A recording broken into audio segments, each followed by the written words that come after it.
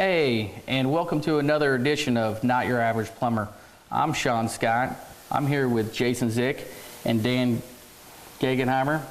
We're here to talk about, they're going to talk to you today about how to save some water, some time, some money, and some pretty unique products.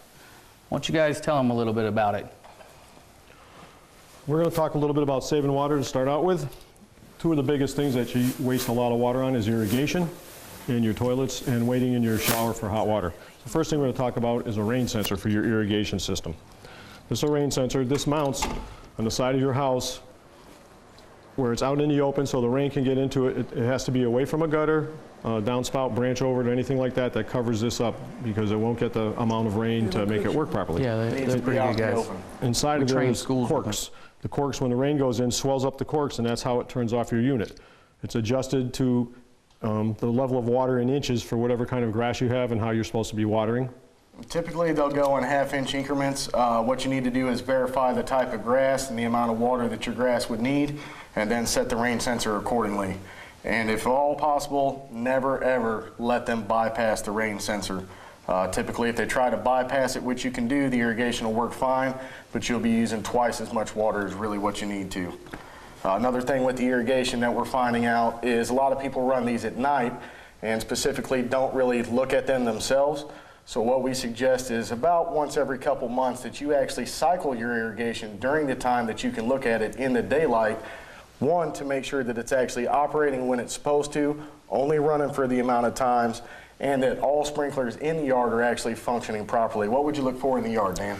Water bubbling up by the sprinkler heads, any kind of head that's not shooting the water out to water the lawn, where it's just shooting down onto the ground, where it's not actually watering the lawn, it's just wasted water. Yes, sir. What about the amount of sprinkling time?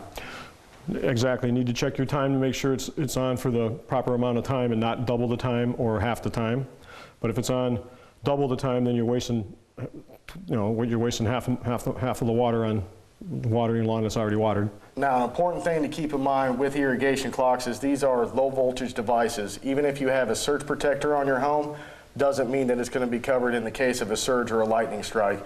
Typically with an irrigation timer, if it resets itself, it will actually have 2 times set. There'll be a program A and a program B. So once it finishes program A, it's going to run right into program B, which means you're watering literally twice as much as what you need to. Typically the way you find out, water bill goes up, it's time to investigate it and see what it is. Why don't you show them what else we brought, Dan? Another place where you waste water is in the shower. This is called a water saving shower head. It's a low flow shower head. It has an on and an off. And you can take a Navy shower. If you don't know what that is, you turn this on and you wet yourself down. You turn it back off. You lather up and then you turn it back on and you rinse off.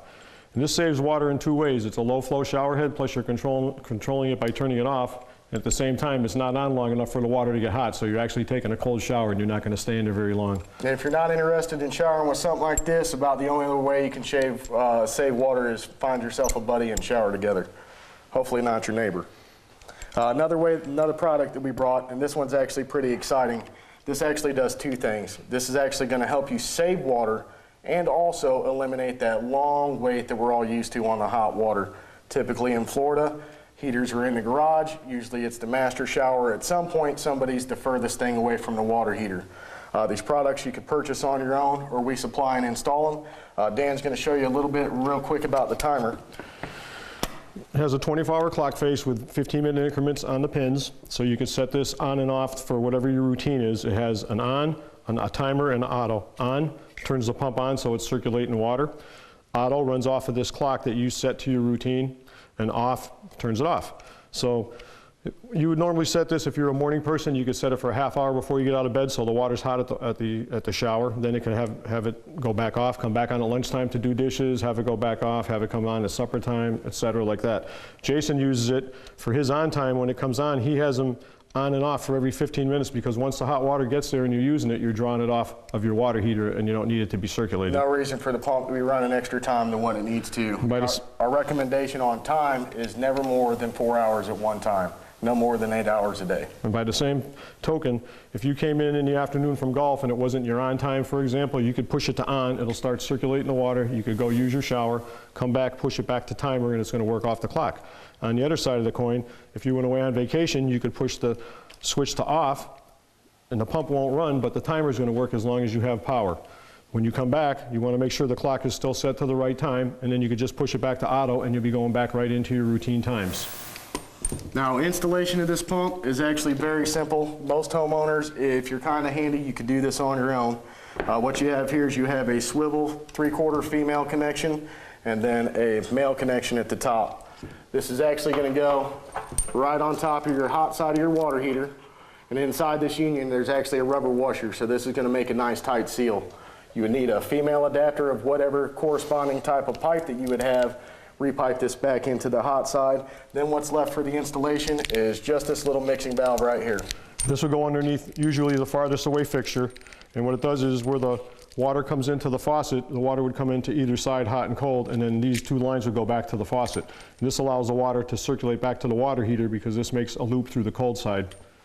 Now, basically, that's what's saving you of the wasted water, is it's getting back to the heater in order to get refired. It's not going down the drain.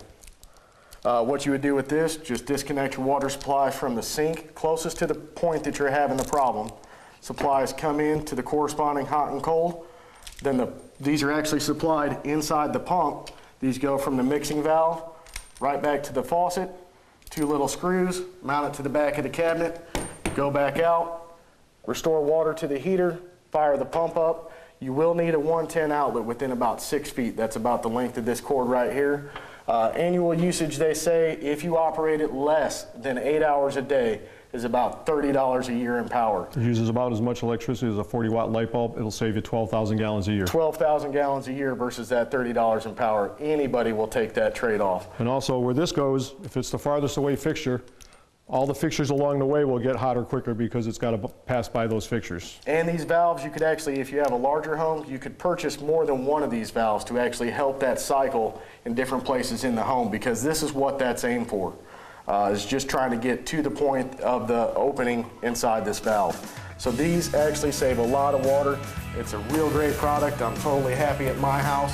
We're getting ready to break here. When we come back, we're going to talk to you a little bit about the toilets, what you can do to save water there, and then we'll actually kind of break one down and show you how to fix it. We'll see you in a second.